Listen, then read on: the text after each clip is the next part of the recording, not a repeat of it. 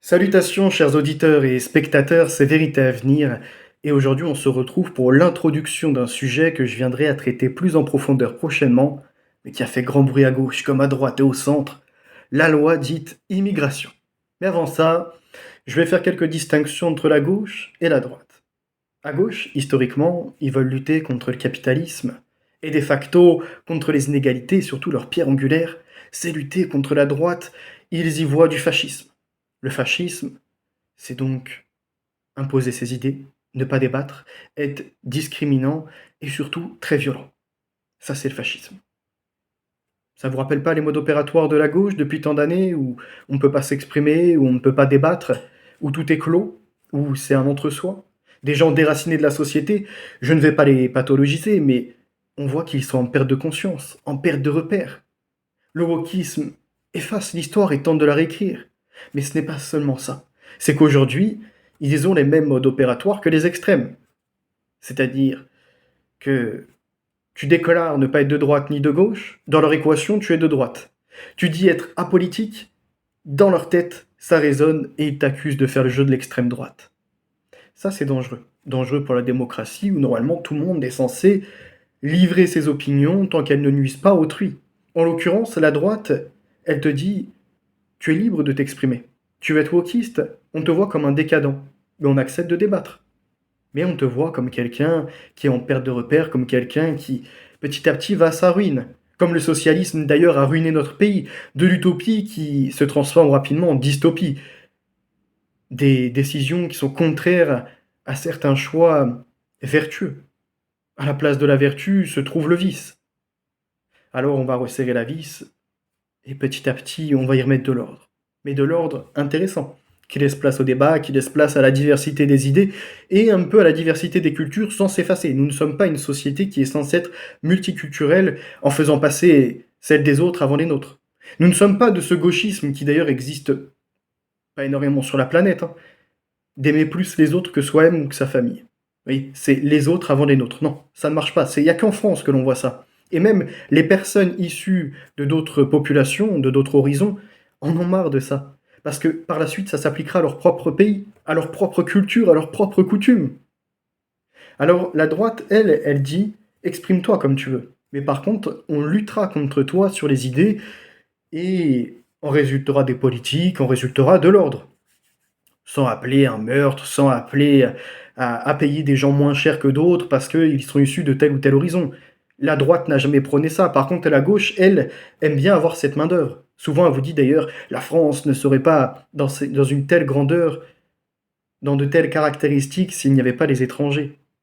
Les étrangers sont complémentaires. Principalement, ce qui a fait la France, ce sont les Européens, et plus particulièrement encore, les Français. D'accord? Ça, c'est important à comprendre. Et regardons la suite.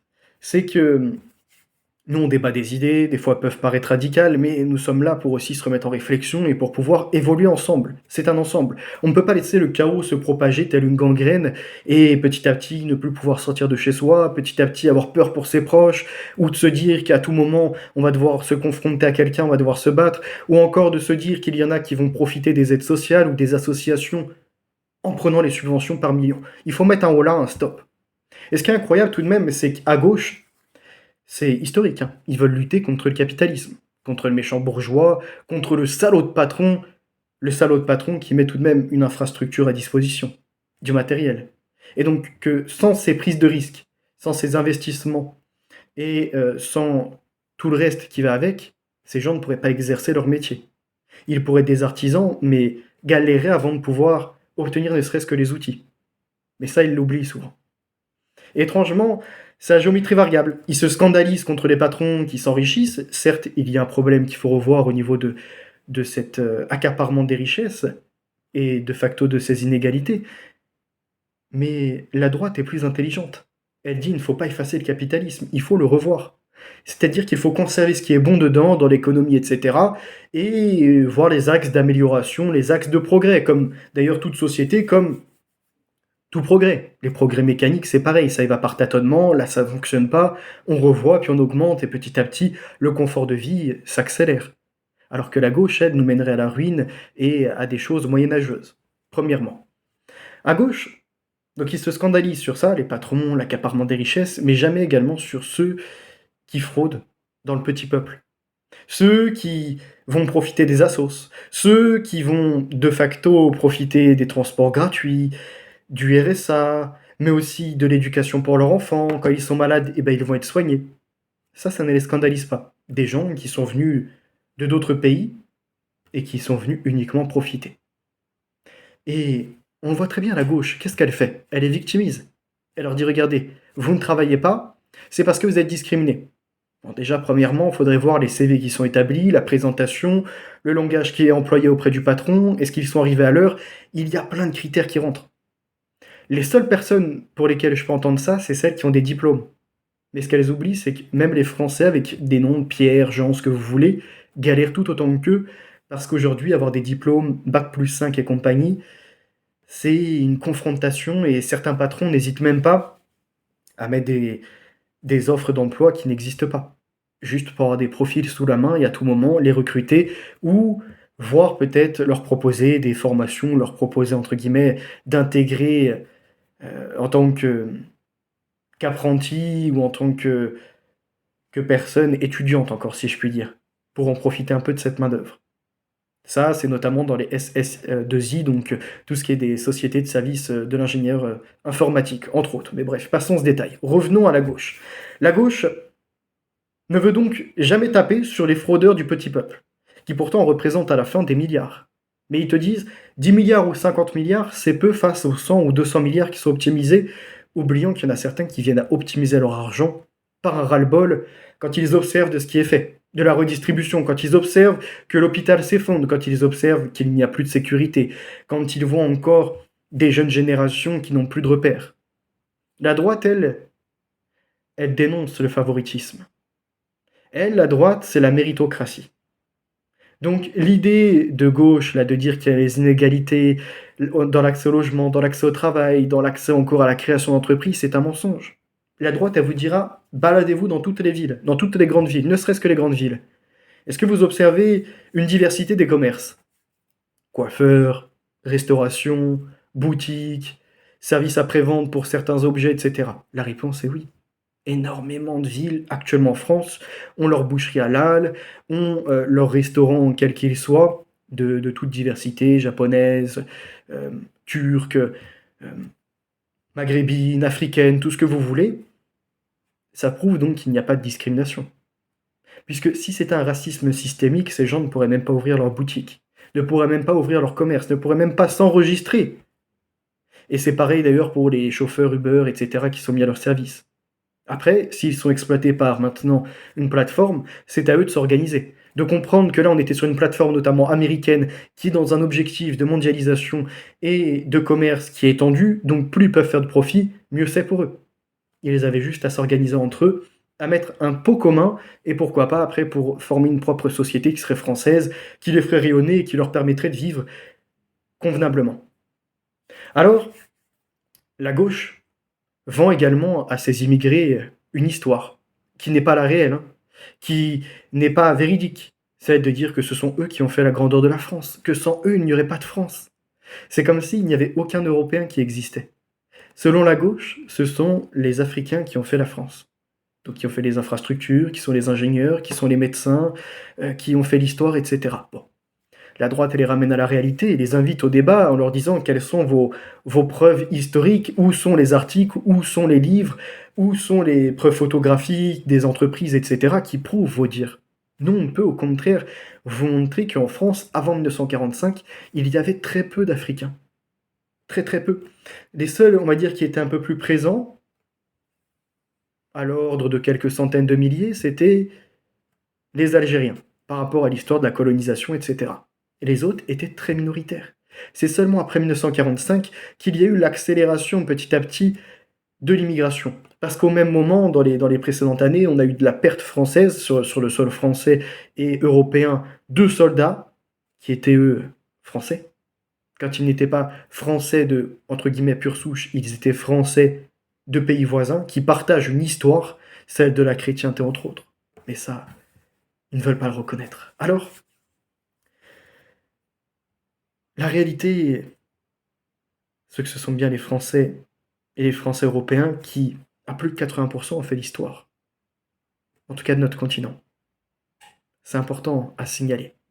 Pour revenir maintenant sur ces mensonges également, comme je vous ai dit, vous pouvez vous balader dans toutes les villes, vous avez des commerces étrangers ou de personnes qui sont françaises d'origine étrangère. Donc aucune discrimination, aucun racisme systémique. Vous avez également des associations financées par millions. Vous avez bien d'autres choses encore, leur quartier, ou par millions, quand les campagnes sont délaissées. Ils ont des infrastructures, des cities, etc. Donc c'est encore une fois un mensonge de la gauche. Maintenant, sur la loi immigration. À gauche, ils disent c'est raciste, parce que ça vient limiter le droit du sol. À droite, on leur demande du coup, est-ce que l'Algérie, est-ce que le Maroc, est-ce que la Chine, et encore est-ce que la Mauritanie sont racistes?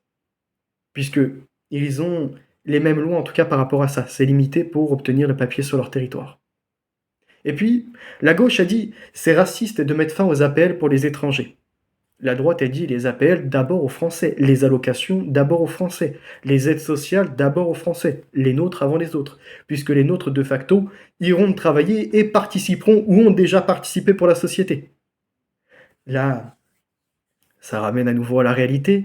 Et ce qui est encore plus drôle, c'est tous les tweets qui sont enchaînés, plus sur Internet, les vidéos, les gauchistes, les personnes étrangères qui sont mobilisées pour dire non mais c'est incroyable, c'est scandaleux, non seulement ils veulent diminuer le droit du sol, diminuer les appels et tout ce qui va avec, mais en plus ils veulent renvoyer les OQTF, ils veulent renvoyer ceux qui foutent le bordel sur le territoire. Mais quel pays au monde accepterait de se faire cracher dessus et en plus donnerait un logement à ces gens, donnerait à manger à ces gens, donnerait la possibilité qu'ils puissent obtenir un compte, de l'argent, etc. Aucun pays. Il n'y a que la France pour l'instant qui fait ça.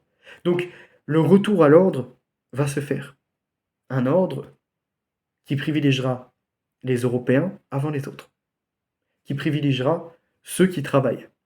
Et puis, ce qui est drôle, donc parmi tous ces tweets, toutes ces prises de position, c'est les gens qui disent bah écoutez, nous on va faire pour certains la hijra. Allez-y, faites-la. On ne voudra aucun mal, on ne viendra pas vous poursuivre, on ne viendra pas vous rattraper. Hein. La France, à nouveau, retrouvera sa sécurité, retrouvera sa grandeur. Et ce n'est pas lié qu'à ces gens-là, pas lié qu'à une religion. Hein. C'est lié aux Africains globalement. Et on le voit très bien dans les statistiques policières. Et encore, ils ne veulent pas établir les statistiques ethniques. Ces gens qui nous disent nous avons apporté des chances pour la France par millions, et qui au même moment on leur dit bon bah écoutez, si vous êtes tant connectés que ça à la réalité, on va faire des stats ethniques, puis on va voir qui est surreprésenté dans la délinquance, qui est surreprésenté dans les fraudes, etc. Ah d'un coup la gauche en panique totale. En panique totale face à un diagnostic.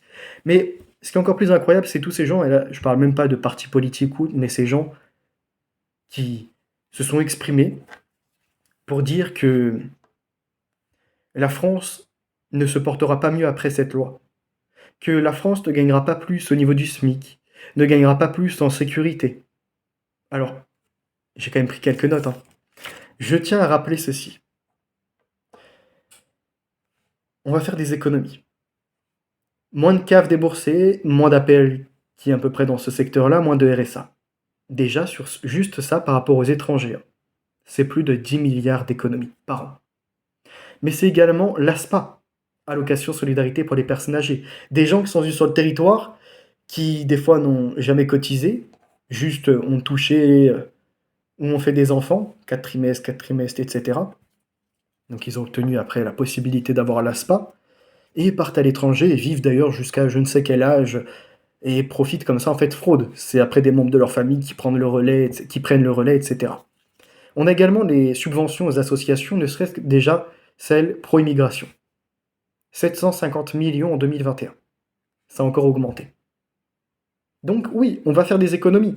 Quant à la justice, on va en faire des sacrées économies avec ces OQTF qui seront exécutés, c'est-à-dire que on les mettra en dehors du territoire, on va pas les tuer, on les mettra en dehors du territoire, et ça évitera qu'ils repassent, qu'ils refassent leur demande avec des avocats qui nous coûtent un bras, plus après des jugements qui coûtent un bras. Ça évitera toutes les récidives, ça évitera ce que l'on voit, puisque plus de sécurité de facto. Moins de dépenses dans les prisons, ou en tout cas, on pourra peut-être les optimiser pour mettre cette fois-ci les pédocriminels. On sera débarrassé des délinquants et de certains criminels qu'on aura renvoyés dans leur pays, alors on aura assez de place pour tous se mobiliser et dire tous les pédocriminels, on les refait juger et c'est la prison. Ça, c'est important. Et puis moi, je prône et je vois sur les réseaux sociaux et ça m'intéresse, des gens qui commencent à comprendre qu'il faut des camps du travail, pas des camps de concentration, jamais. Des camps du travail, c'est-à-dire que des personnes qui font du mal à la société ou aux Français doivent rembourser leurs dettes. Ils ne doivent pas rester dans 9 mètres carrés à 3 à fumer, à regarder la télé, etc. Non, non, on doit les mettre au travail. On doit construire des camps du travail, et comme ça, la jeunesse comprendra également qu'elle n'a aucun intérêt à aller dans des trafics illicites, aucun intérêt à créer le chaos. Elle se ressaisira d'elle-même. Je ne dis pas qu'on aura effacé tous les trafics de drogue, puisque c'est quasiment impossible. Ça existe depuis la nuit des temps, les consommations des drogues, les commerces qui vont avec, donc ça sera compliqué. Mais déjà, ça diminuera ces gens qui jettent des caddies, ça diminuera ces gens qui frappent en groupe, ça diminuera encore la délinquance sur le territoire, les vols à l'arraché ou les vols avec violence, ou encore les coups et blessures volontaires. Je vous ai montré récemment les chiffres de la police pour 2022. Les étrangers sont bien surreprésentés, et les étrangers plus particulièrement africains. C'est-à-dire que c'est même pas les Français d'origine africaine, on n'a pas le droit aux stats ethniques. Juste dans les stats, des étrangers issus de l'Afrique, qui représentent à peu près 3,5% de la population française, sont représentés à plus de 10, 15, 20% dans les affaires de violence, coups et blessures volontaires, dans les cambriolages, dans les réseaux de trafic de stupes, etc. Bref, ils sont surreprésentés dans tous ces secteurs-là. Très rares sont ceux qui viennent en famille, s'intégrer et faire profiter à la France de leurs compétences, et pourquoi pas après profiter également de leur pays d'origine en renvoyant de l'argent, etc. Donc oui, de sacrées économies, plus de sécurité. Et d'ailleurs, pour ceux qui se questionnent par rapport aux chiffres, allez voir ma vidéo Haute-Favre et l'immigration. Et cette fact-checker, entre guillemets, je mets un chaos intellectuel. Elle qui disait qu'il n'y avait aucune insécurité liée aux étrangers à Nantes, la réalité et les articles journalistiques la ramènent, en tout cas, à un mauvais constat. Elle la sort peut-être de son utopie et viendra à ce qu'on puisse prendre des bonnes décisions. Je vous remercie de m'avoir écouté, et en tout cas, tout ce que je peux vous dire, c'est qu'on va faire des économies. Oui, je suis pour l'aide sociale d'abord aux Français qui sont dans un besoin ou dans une complémentarité en dehors de leur travail, avant de faire profiter les étrangers. Oui, il faut d'abord que l'on puisse redresser la France, et après, bien évidemment, s'il y a du surplus d'argent, s'il y a du surplus de production alimentaire et de bien d'autres choses encore, même de possibilités de soins médicaux, avec plaisir. Avec plaisir, on en fera partager aux autres qui viendront de tous les horizons sans problème. Sans problème. Donc prochainement, je reviendrai également sur cette expérience de la vague, et certains comprendront mes posts sur les Africains, sur les islamistes, etc. En tout cas, tout ce que je peux vous dire, c'est qu'on œuvre, et j'espère que vous allez œuvrer également de votre côté, auprès de votre famille, de vos amis, et surtout de la patrie, à retrouver la grandeur de la France, et à retrouver un beau cadre de vie. Les vertus avant les vices. Merci à tous, à très bientôt, c'était Vérité à venir, les valeurs sont ancrées, et notre victoire est assurée.